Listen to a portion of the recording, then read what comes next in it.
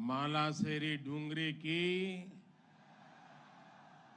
मालासेरी डूंगरी की, साड़ू माता की, साड़ू माता की, सवाई भोज महाराज की, सवाई भोज महाराज की, देवनारायण भगवान की, देवनारायण भगवान की, साड़ू माता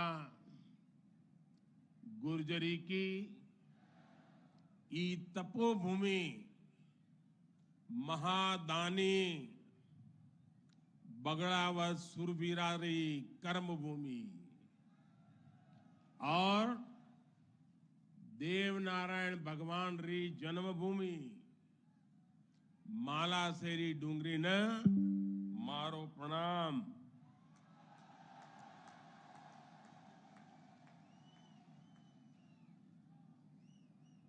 श्री हेमराज जी गुजर, श्री सुरेश दास जी,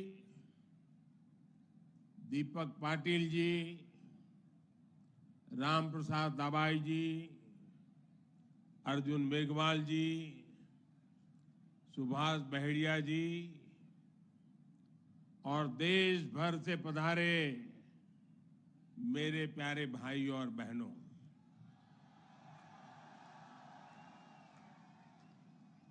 आज इस पावन अवसर पर भगवान देवनारायण जी का बुलावा आया और जब भगवान देवनारायण जी का बुलावा आए और कोई मौका छोड़ता है क्या? मैं भी हाजिर हो गया। और आप याद रखिए, ये कोई प्रधानमंत्री यहां नहीं आया है।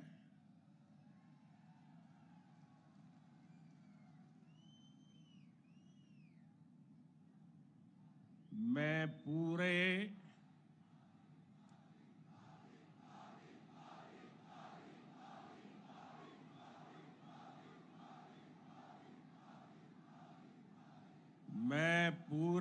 भक्ति भाव से आप ही की तरह एक यात्री के रूप में आशीर्वाद लेने आया हूं।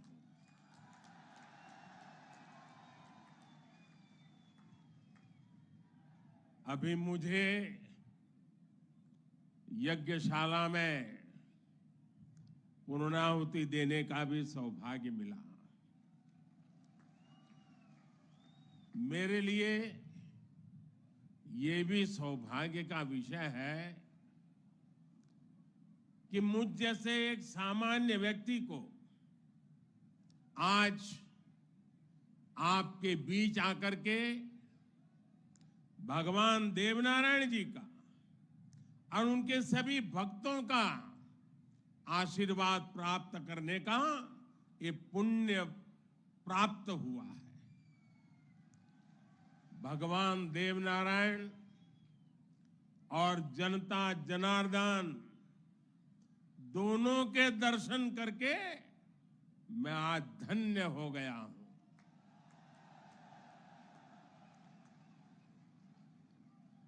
देश भर से यहां पधारे सभी श्रद्धालुओं की भांति मैं भगवान देवनारायण से अनवरत राष्ट्र सेवा के लिए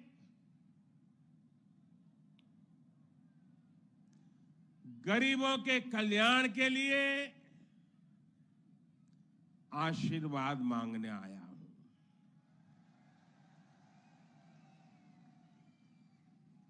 साथियों, ये भगवान देवनारायण का 1111वां अवतरण दिवस है।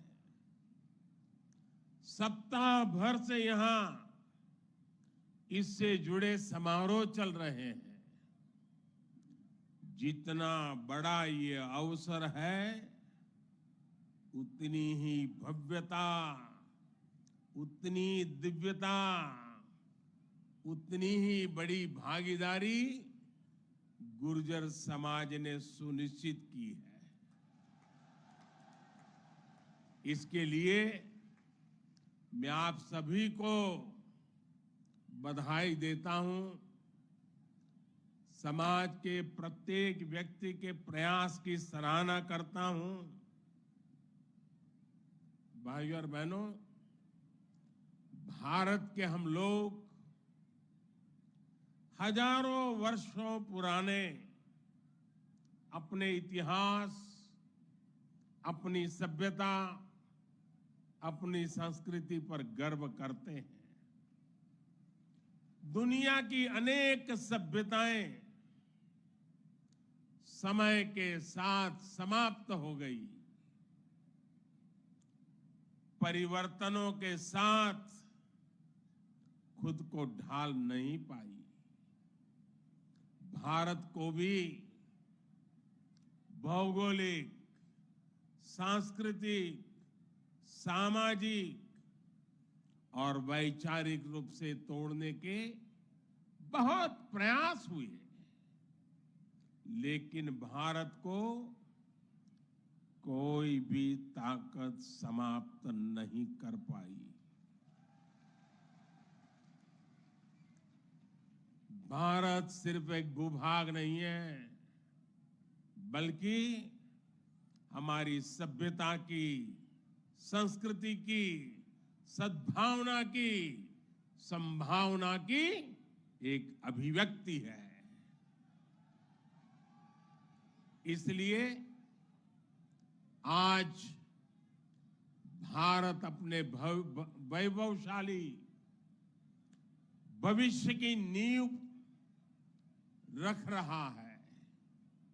और जानते हैं, इसके पीछे सबसे बड़ी प्रेरणा, सबसे बड़ी शक्ति क्या है? किसकी शक्ति से, किसके आशीर्वाद से?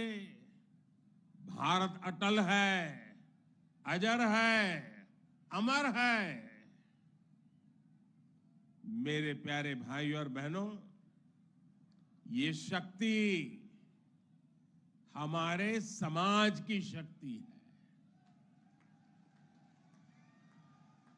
देश के कोटि कोटि जनों की शक्ति है।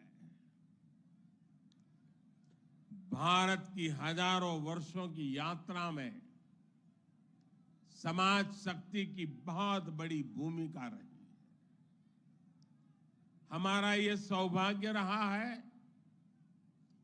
कि हर महत्वपूर्ण काल में हमारे समाज के भीतर से ही एक ऐसी ऊर्जा निकलती है जिसका प्रकाश सबको दिशा दिखाता है, सबका कल्याण करता है। भगवान देवनारायण भी ऐसे ही ऊर्जा पुंज थे, अवतार थे, जिन्होंने अत्याचारियों से हमारे जीवन और हमारी संस्कृति की रक्षा की। देह रूप में मात्र 31 वर्ष की आयु बिताकर जनमानस में अमर हो जाना सर्वसिद्ध अवतार के लिए ही संभव है। उन्होंने समाज में फैली बुराइयों को दूर करने का साहस किया, समाज को एकजुट किया, समरसता के भाव को फैलाया।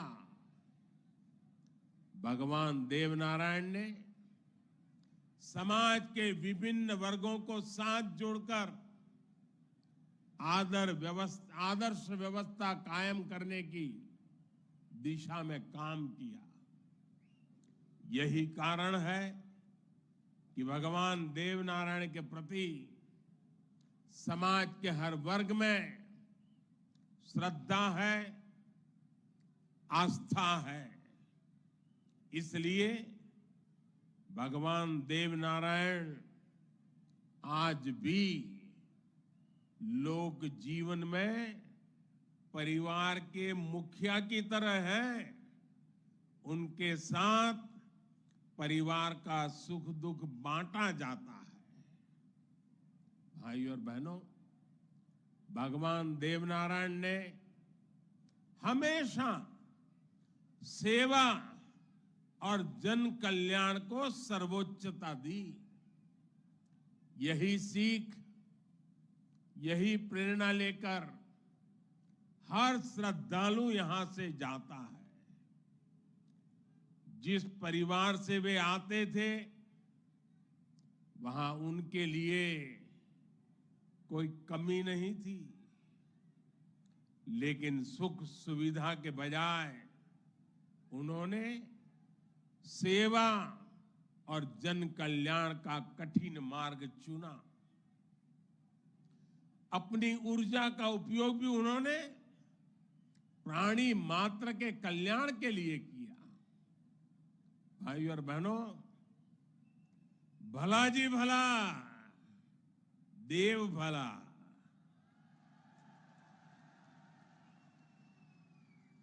भला जी भला, देव भला। इसी उद्घोष में भले की कामना है, कल्याण की कामना है। भगवान देवनारायण ने जो रास्ता दिखाया है, वो सबके साथ से सबके विकास का है। आज देश इसी रास्ते पर चल रहा है। बीते 8-9 वर्षों से देश समाज के हर उस वर्ग को सशक्त करने का प्रयास कर रहा है जो उपेक्षित रहा है, वंचित रहा है। वंचितों को वरीयता, इस मंत्र को लेकर के हम चल रहे हैं। आप याद करिए, राशन मिलेगा या नहीं, कितना मिलेगा, ये गरीब की कितनी बड़ी चिंता होती थी।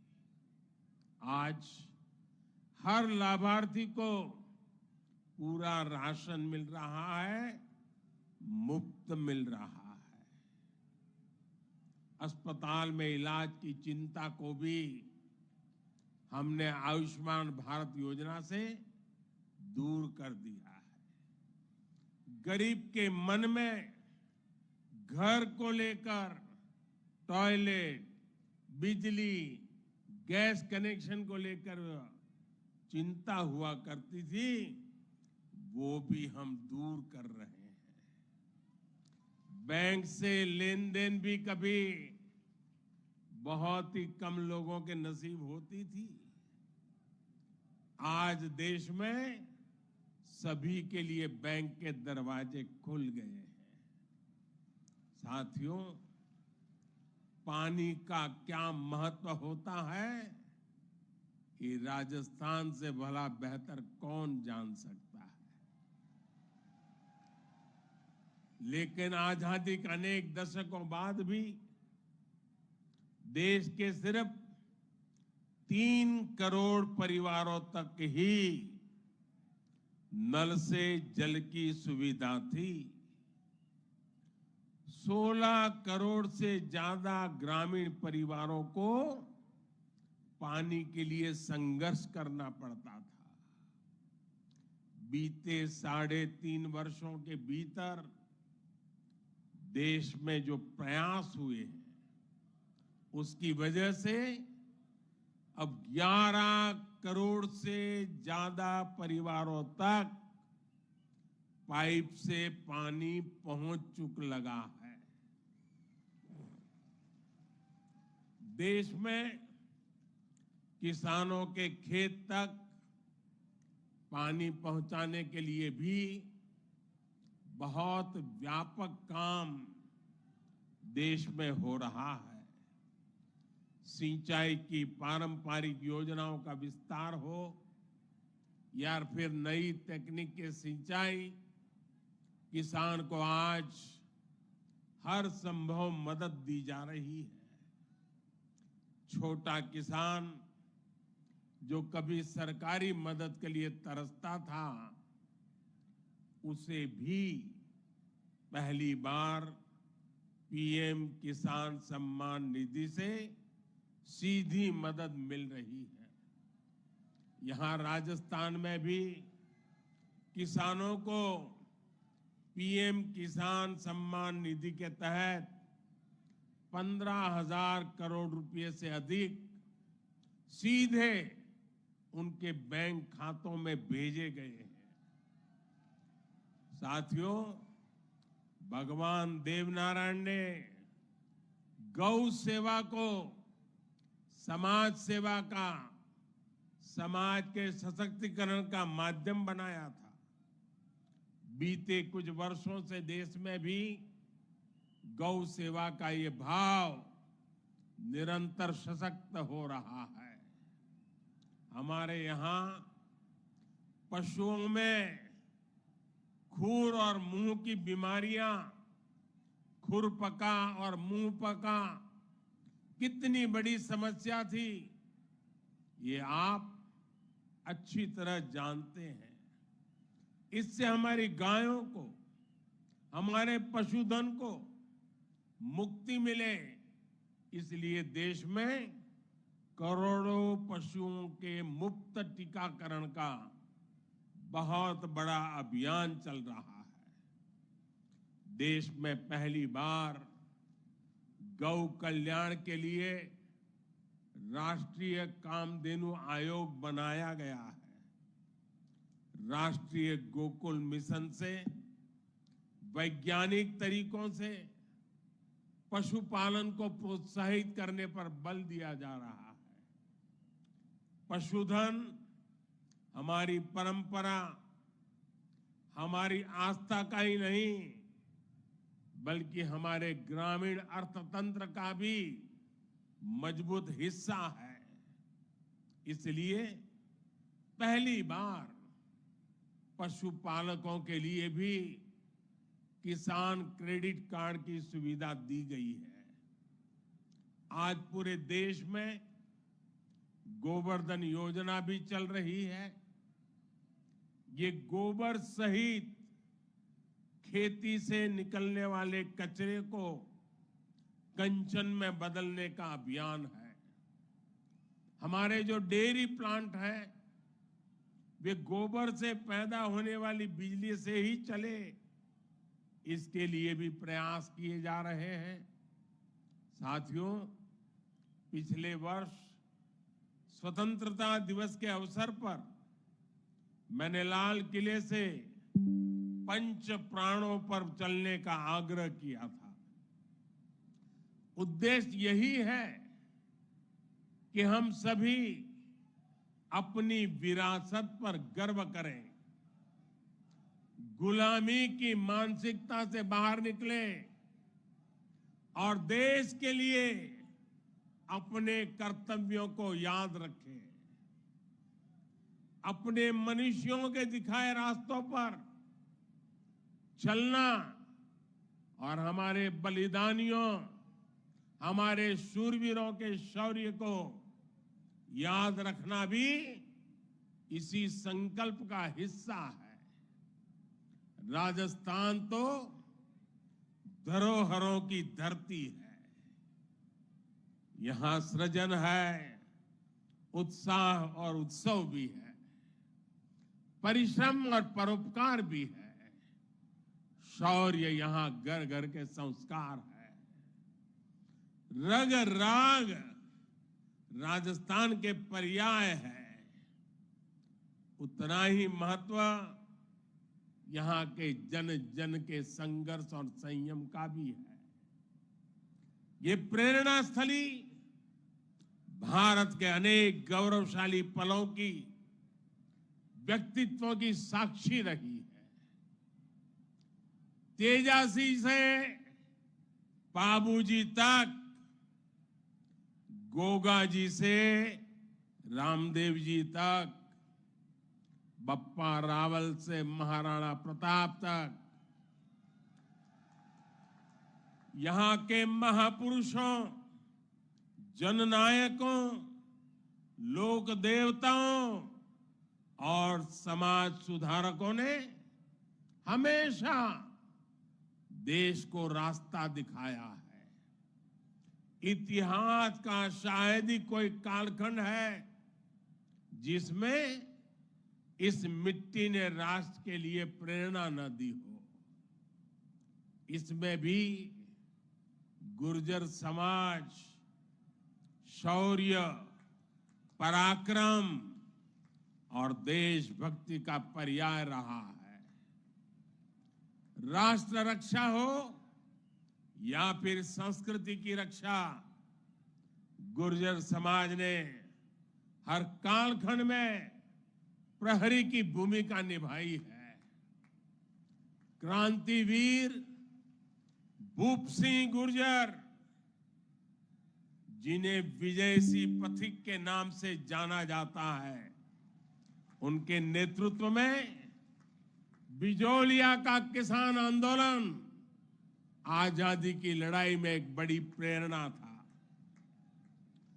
कोतवाल धन सिंह जी और जोगराज सिंह जी ऐसे अनेक योद्धा रहे हैं जिन्होंने देश के लिए अपना जीवन दे दिया।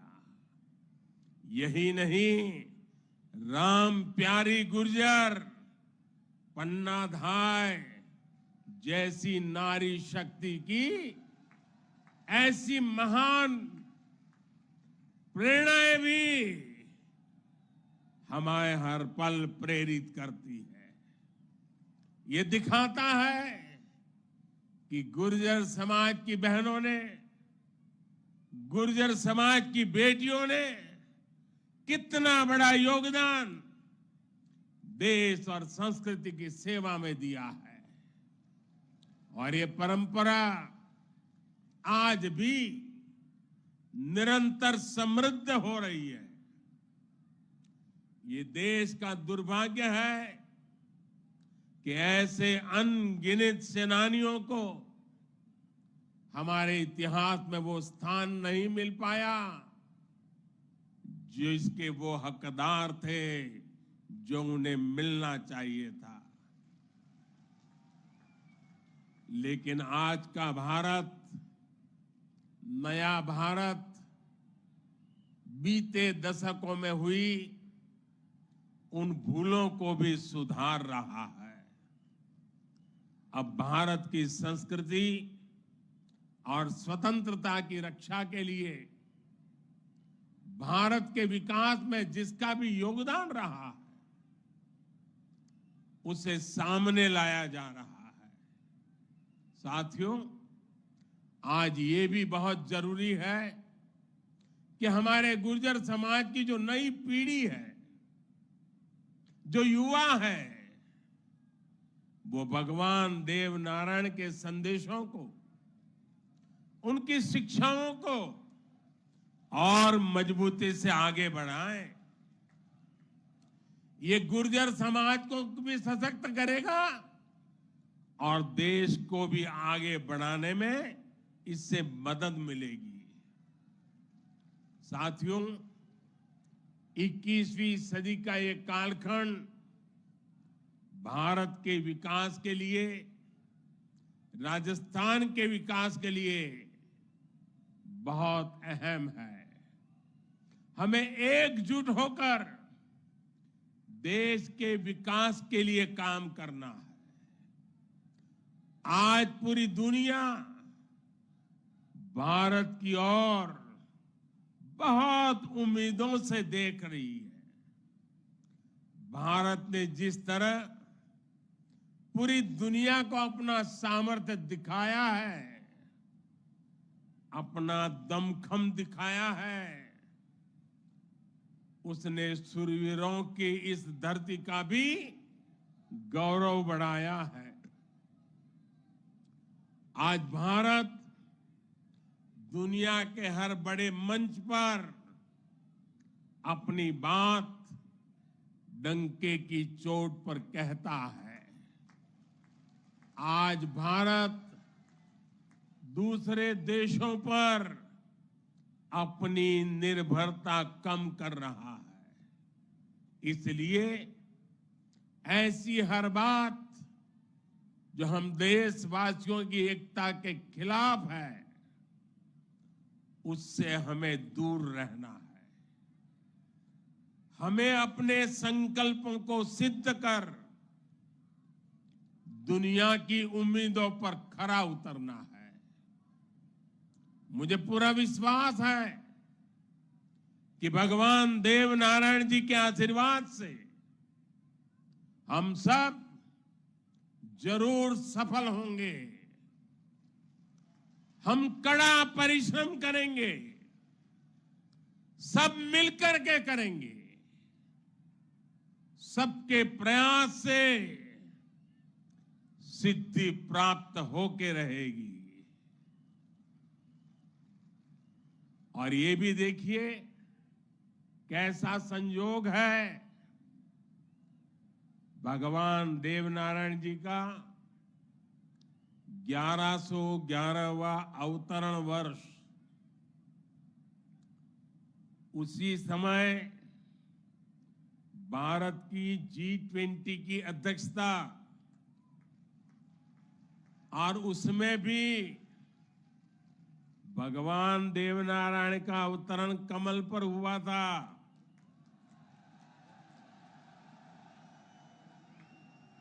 और G20 का जो लोगो है, उसमें भी कमल के ऊपर पूरी पृथ्वी को बिठाया है। ये भी बड़ा संयोग है।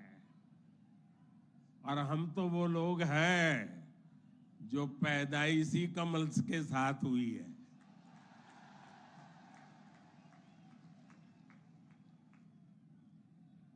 और इसलिए हमारा आपका नाता कुछ गहरा है।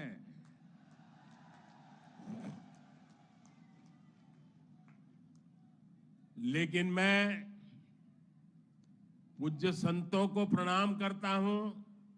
इतनी बड़ी तादाद में यहां आशीर्वाद देने आए हैं। मैं समाज का भी हृदय से आभार व्यक्त करता हूं कि एक भक्त के रूप में मुझे आज यहां बुलाया, भक्ति भाव से बुलाया। ये सरकारी कार्यक्रम नहीं है, पूरी तरह समाज की शक्ति, समाज की भक्ति, उसी ने मुझे प्रेरित किया और मैं आपके बीच पहुंच गया। मेरी आप सबको अनेक अनेक शुभकामनाएं हैं। जय देव दरबार, जय देव दरबार।